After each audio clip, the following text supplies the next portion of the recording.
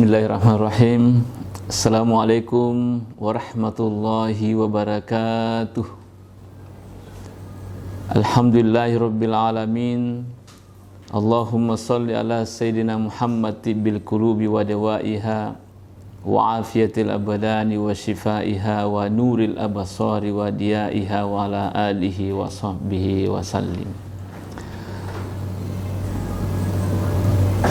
Pertama-tama, mari kita senantiasa bersyukur kepada Allah Subhanahu wa Ta'ala atas segala nikmatnya kepada kita semua, sehingga pada kesempatan kali ini kita masih diberi kesempatan oleh Allah, diberi kesehatan oleh Allah untuk terus berusaha melakukan hal-hal yang terbaik, terutama dalam hal keseharian kita hidup di dunia ini.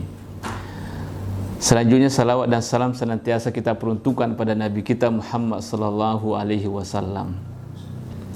Nabi yang senantiasa memberikan petunjuk-petunjuknya kepada kita semua, terutama dalam hal menatah kehidupan kita ke depan. Ma'asyiral muslimin rahimakumullah, pada kesempatan kali ini izinkan kami menyampaikan 3 pesan strategis hidup yang berkualitas Imam Ali karamallahu wajhah.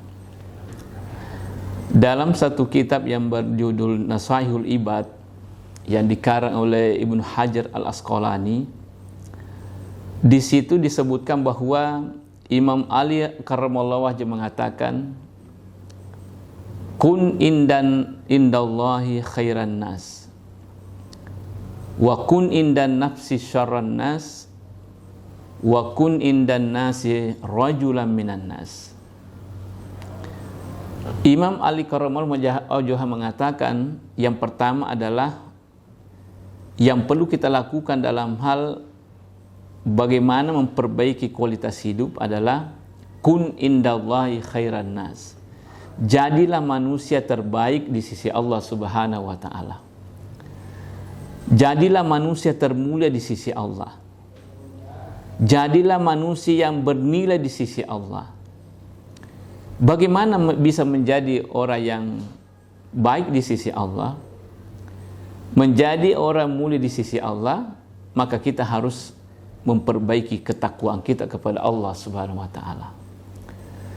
Karena sesungguhnya ketika kita bertakwa kepada Allah, maka kita akan menjadi manusia yang termulia di sisi Allah. Makanya dalam Al-Quran itu dikatakan, inna akramakum indallahi atqakum, bahwa sesungguhnya orang yang paling mulia di antara kalian di sisi Allah adalah orang yang paling bertakwa kepada Allah. Nah, apa itu takwa? Takwa itu adalah imtisalu awamirihi wajtinabu nawahihi. Melaksanakan segala perintah Allah dan berusaha menjauhi segala larangan-larangan Allah Subhanahu wa Ta'ala. Ketika kita diperintahkan untuk melaksanakan sholat, lalu kemudian kita sholat, maka sesungguhnya pada saat itu kita sudah berada pada posisi bertakwa kepada Allah. Ketika Allah merintahkan kita melaksanakan puasa Ramadan, lalu kemudian kita melaksanakan puasa Ramadan, maka sesungguhnya pada saat itu kita sudah berada pada posisi orang bertakwa. Nah, sehingga pada posisi ketakwaan yang kita miliki itu kemudian menjadi sebab dan menjadi pengantar untuk menjadi manusia terbaik di sisi Allah Subhanahu wa Ta'ala. Itu yang pertama. Yang kedua, menurut Imam Ali karramallahu wajhah adalah kun indan nafsi syarran nas. Jadilah manusia terburuk, terjelek menurut pandangan diri kita sendiri.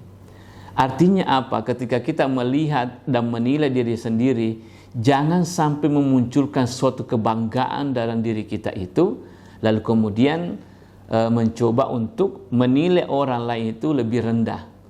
Ya, dia dianggap aleta hebat, jago, sementara kita menganggap orang itu tidak ada apa-apanya, tidak ada nilainya. Jadi yana orang pasal-pasal kita panguta Imam Ali karamallahu wajhah maka dah ancaji kita kami nam mariawah menurut pandangan tak sendiri. Ya. Kemudian yang ketiga menurut Imam Ali karamallahu wajhah adalah kun indan nasi rajulan minan nas. Jadilah manusia biasa-biasa pada saat kita sudah bersama dengan orang lain.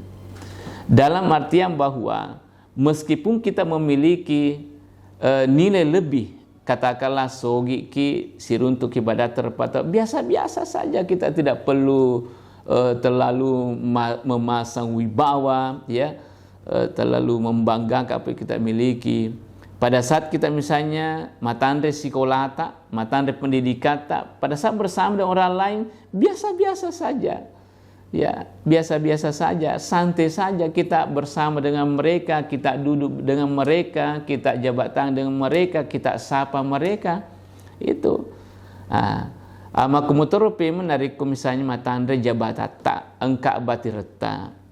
Kemudian kita bersama dengan orang lain, maka pada saat itu juga biasa-biasa saja.